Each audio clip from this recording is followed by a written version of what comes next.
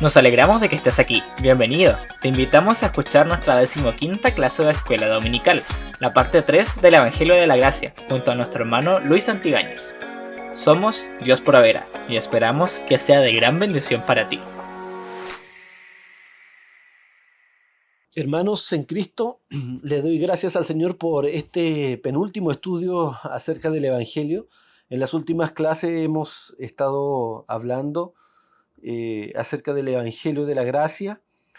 ¿Por qué el Evangelio es llamado así, el Evangelio de la Gracia? Y creo, hermanos, que hemos comprobado que no hay Evangelio sin la gracia. No lo hay.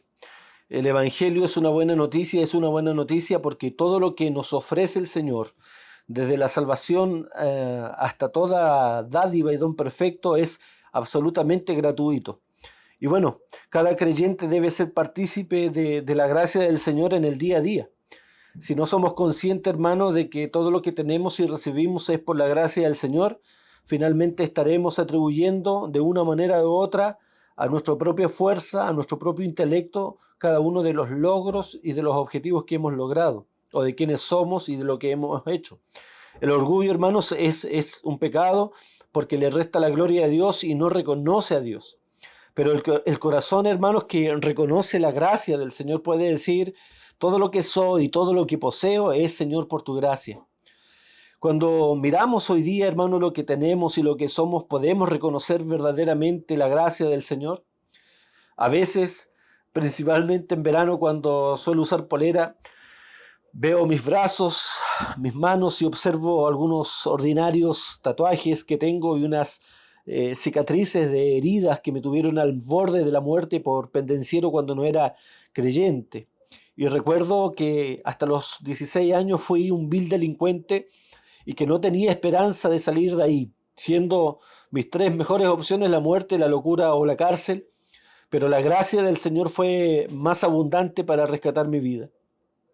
Luego recuerdo, hermanos, cuando en mis años de universitario me aparté del Señor y caí en todo tipo de vicios y de pecados, y estuve a punto, al borde de ser destruido, al borde de no ser soltado por el alcohol, habiéndome hecho prisionero, pero la gracia del Señor fue más abundante y me rescató nuevamente. Recuerdo, hermano, esas cosas que eran imposibles para mí y cómo la gracia del Señor fue obrando a mi favor. Y entonces ahí debemos decir en ese punto: bendita gracia que nos ha hecho partícipe, hermanos, de tanto bien.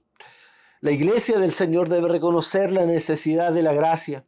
La gracia no solamente es una obra en el perdido que ha sido iluminado. La iglesia necesita y debe pedir gracia cada día. El apóstol no hablaba palabras vanas, vacías y repetitivas, cuando en todo momento, al saludar, al hablar y al despedirse, decía que la gracia de Dios sea en ustedes. Porque nadie, hermano, puede sostenerse sin gracia. Cuando pecamos, es decir, prácticamente todos los días, necesitamos de la gracia del Señor. Cuando nos faltan fuerzas, necesitamos de la gracia del Señor. Cuando no podemos esto o aquello, necesitamos de la gracia. El familiar que no conoce a Cristo necesita de la gracia del Señor. Cuando estamos enfermos, necesitamos de la gracia. Cuando estamos abatidos, necesitamos de la gracia. Y ahí está disponible en abundancia en el trono del Señor, el trono de gracia, hermano. Qué hermoso que Dios esté sentado en un trono de gracia. Aún no está sentado el Señor como juez, algún día lo estará. Pero hoy el apóstol dice que el Señor está sobre un trono de gracia y que podemos acercarnos a Él confiadamente, porque Él está sentado en un trono de gracia para darnos sin medida el perdón que necesitamos, la paciencia, la fuerza, la ayuda necesaria para llegar al final de nuestra carrera. No merecemos nada, hermano, no merezco nada. Y nunca lo mereceremos en realidad, nunca. No importa lo que hagamos, jamás lograremos que Dios fije su mirada en nosotros complaciéndose porque nos hemos esforzado lo suficiente. Debes dejar de luchar y debes dejar de pelear una carrera vana, una pelea vana. Acepta en Cristo toda dádiva gratuita, todo regalo, toda gracia para acabar la carrera.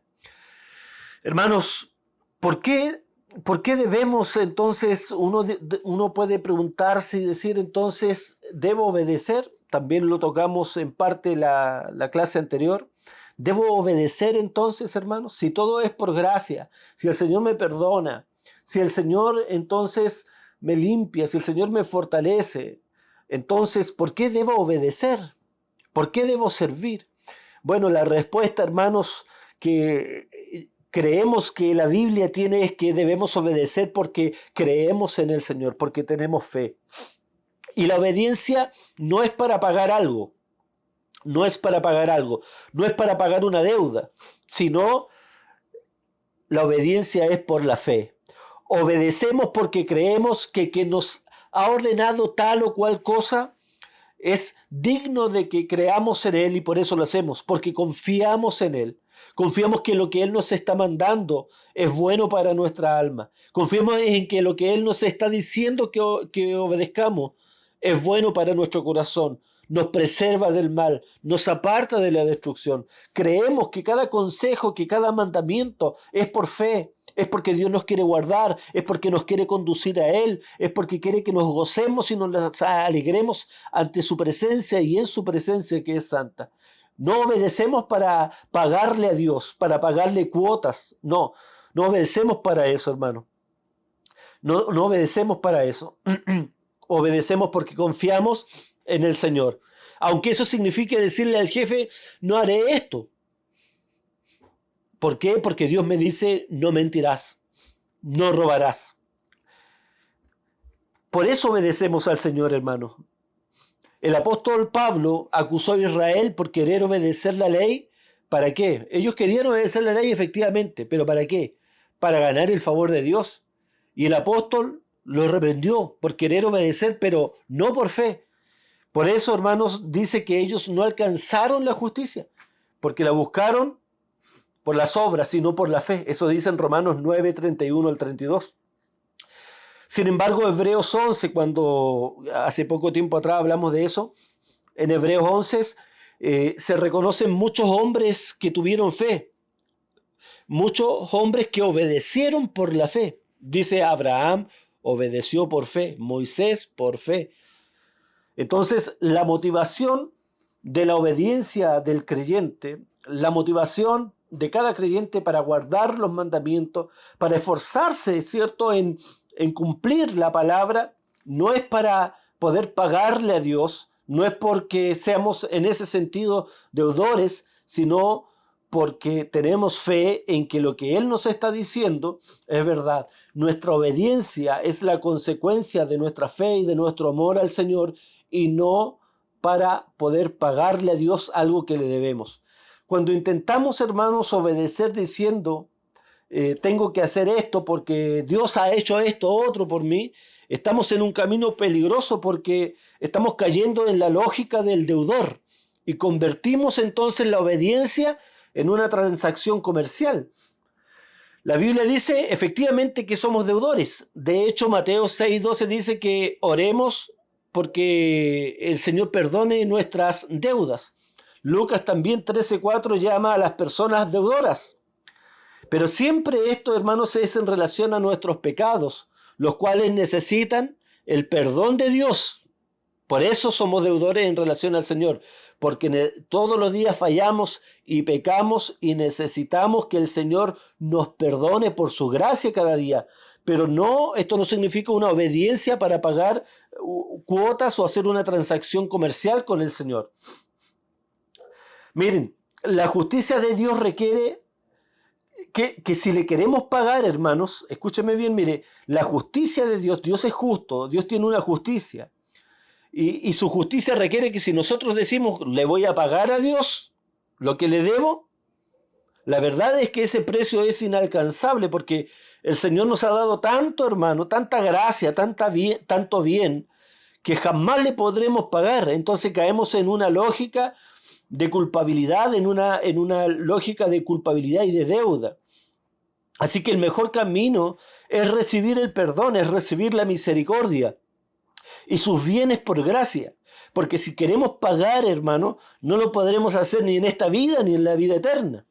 Nuestra deuda, hermanos, nuestra deuda no significa, hermanos, entonces que debamos pagar algo, tener un calendario de cuotas de muchas cosas que debemos hacer para pagarle a Dios. sino que nuestra deuda debemos entenderla en el sentido de que necesitamos el perdón de nuestros pecados y por lo tanto necesitamos depender del Señor eternamente, hermanos. La gracia, hermanos, nos hace mirar no solo al pasado, la gracia nos hace mirar al futuro. Es verdad, hermanos, que debemos mirar al pasado y glorificar a Dios por todo lo que Él ha hecho en nuestra vida en años anteriores. El Salmo 105:5 dice: recuerden las maravillas que ha realizado el Señor, sus señales y los decretos que ha omitido. La gracia nos hace mirar, sí, al pasado y nos debe llevar a reconocer cómo Dios ha obrado cuando hizo cosas imposibles, lo que era imposible para nosotros. Y al mirar esas cosas en el pasado, debemos darle muchas gracias al Señor, debemos fluir en adoración y en gratitud. Recordando, hermanos, que cuando estábamos sumergidos ahí en la depresión y creíamos que no podíamos salir de ahí, Dios nos sacó. Recuerda cuando estabas enfermo o enferma en el lecho de la muerte, pero la gracia obró y Dios te sanó. Cuando no tenías ningún peso, no tenías absolutamente nada y la gracia te proveyó un trabajo. Recuerda, hermano, recuerda ese problema tan grande cuando dijiste que no podrías salir de ahí, pero la gracia fue más abundante y te rescató. Te rescató, me rescató a mí. Eso es verdad, hermanos. Debemos dar gracias al Señor por la gracia pasada. Pero también es cierto que la gracia estará disponible, hermano, no solamente en el pasado, sino que la gracia estará disponible para que enfrentemos el futuro. Para que enfrentemos en el futuro. Posiblemente muchos de ustedes, muchos de nosotros, podemos estar apesumbrados por las situaciones, las batallas que tendremos que enfrentar en los días posteriores. Puede ser a lo mejor que estés asustado porque tienes que operarte de una enfermedad grave, porque tienes miedo a hablar con tu jefe para decirle que no vas a poder mentir, que no vas a poder robar y temes a lo mejor perder el trabajo. Puede ser que tengas un familiar que está lejos de Cristo.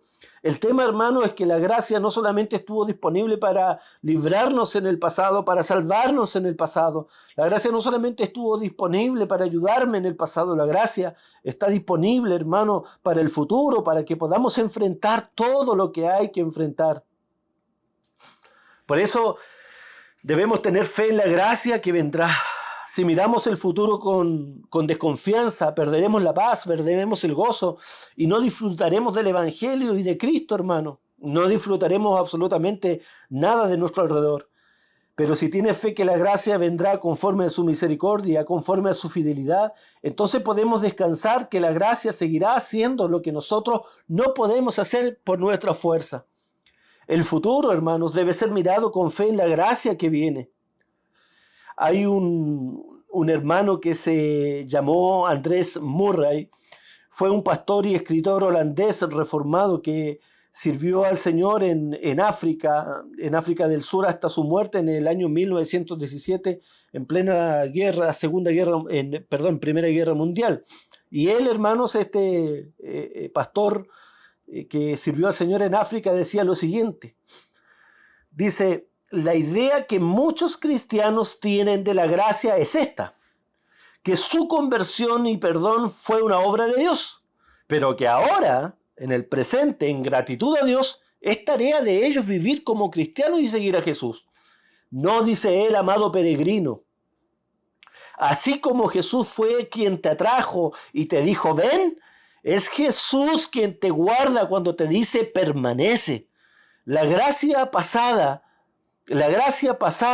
para haber venido a Él, a Cristo, es la misma gracia futura que necesitamos para permanecer. Y Él sigue diciendo, por fe ustedes llegan a ser partícipes de la gracia inicial, pero por esa misma fe ustedes pueden disfrutar de esa gracia continua para permanecer en Él. La fe, hermanos, en la gracia de Dios nos guarda de la ansiedad y de sus efectos maliciosos.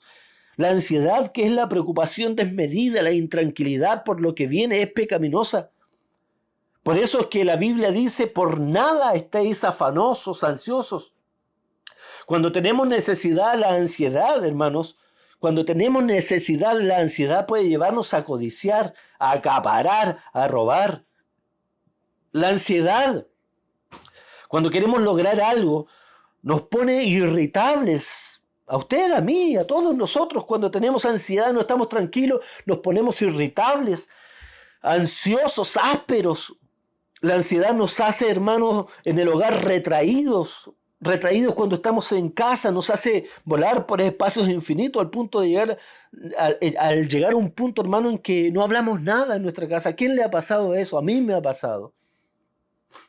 La ansiedad por no saber cómo reaccionarán otros puede llevarnos a mentir, a tapar la verdad para que alguien no se enoje. La ansiedad, hermanos, es enemiga de la paz.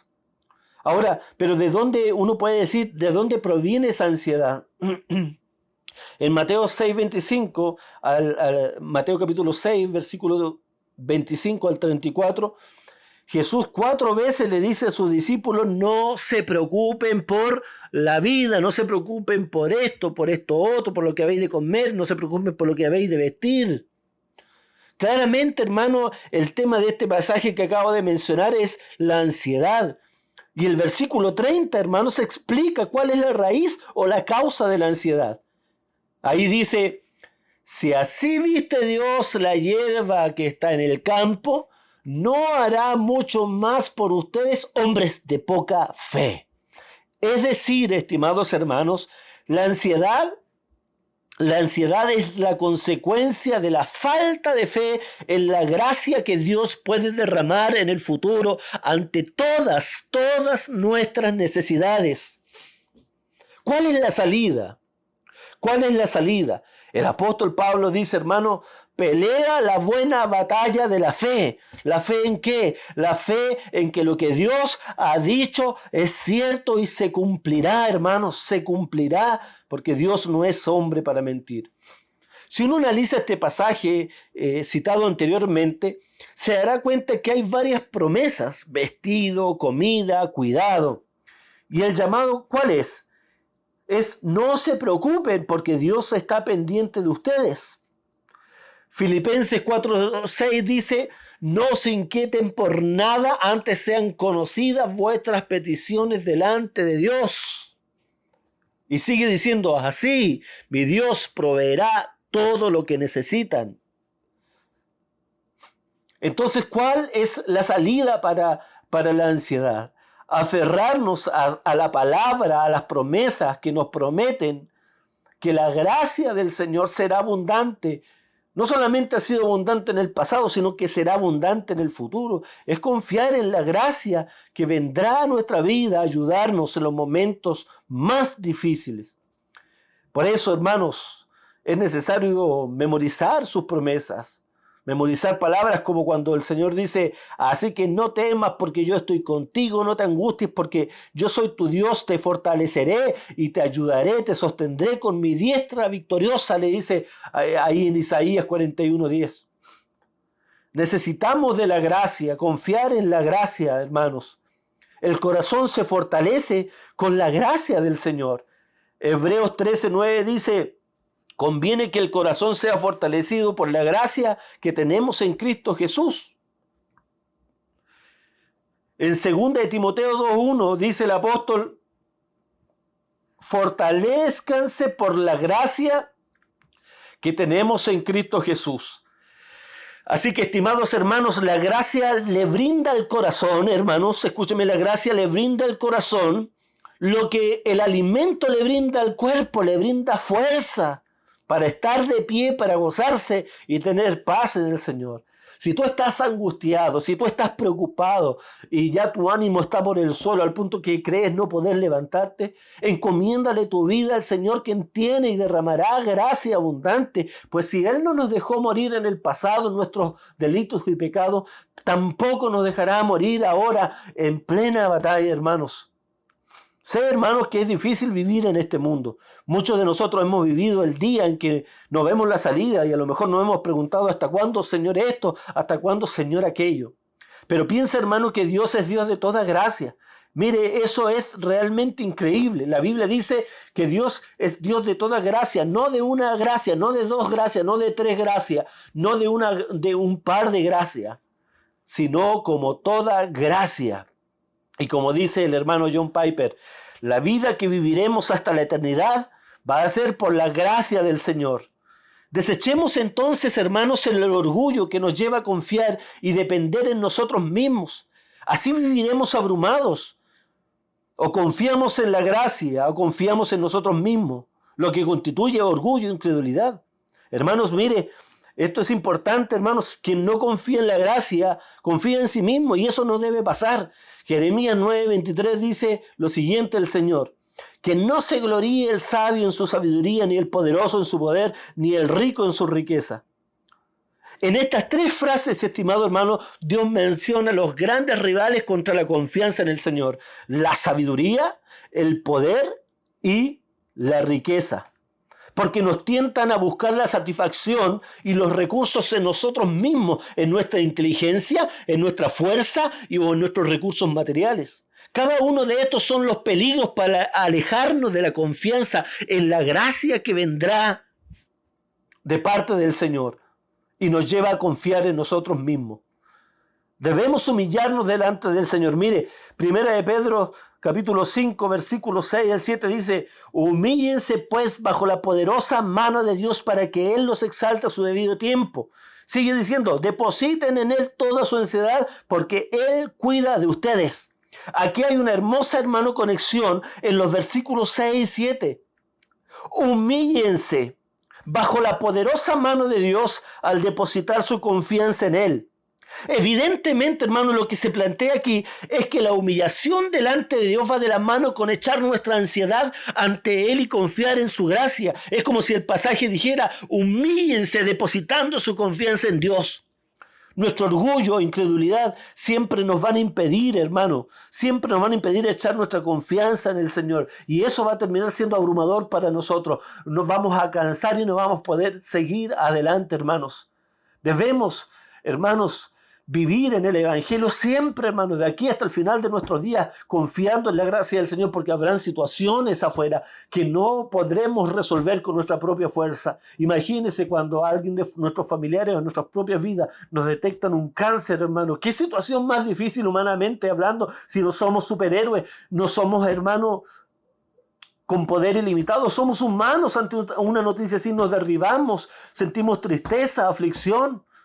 No es cierto, hermano, que esos tipos de cosas las vivamos tan felices. Hay muchas situaciones que son caóticas, terribles, fuertes, porque vivimos en un mundo caído. Pero ¿qué necesitamos ante esa situación? Necesitamos confiar en la gracia del Señor. La iglesia necesita confiar en la gracia del Señor. Jamás debe dejar de confiar en la gracia del Señor. Cada día que nos levantemos debemos decir: Señor, hoy día no sé lo que viviré, pero necesito de tu gracia, necesito de tu poder, necesito de tu fuerza. No la merezco, pero tú la has prometido. Dámela para enfrentar esto, para enfrentar aquello. No sé en qué situación estaré el día de mañana. Puede ser que pierda mi trabajo, puede ser que pierda esto, otro. Pero líbrame de confiar en mi propia fuerza, en mi propia astucia. Y ayúdame a confiar en tu gracia. Hermano, ¿cuál es el objetivo de esta clase? El objetivo es rendir nuestra vida como iglesia al Señor y vivir vidas de fe confiando en la gracia del Señor. Confiando en la gracia del Señor. Que el Señor nos bendiga, hermanos, abundantemente y nos ayude el Señor. Y podamos seguir creciendo en el conocimiento de su palabra, porque la gracia está sustentada. La gracia viene cuando confiamos en Él, cuando confiamos en sus promesas. Pero sus promesas necesitamos conocerlas, necesitamos conocer su palabra. Y todo lo que hay ahí, hermano, que es para nosotros. Que el Señor les bendiga abundantemente a cada uno de ustedes.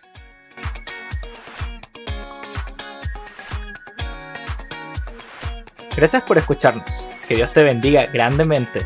Recuerda que puedes compartirlo con tus amigos y familiares. Síguenos en nuestras redes sociales. Búscanos como Iglesia Dios Proveerá. ¡Nos vemos!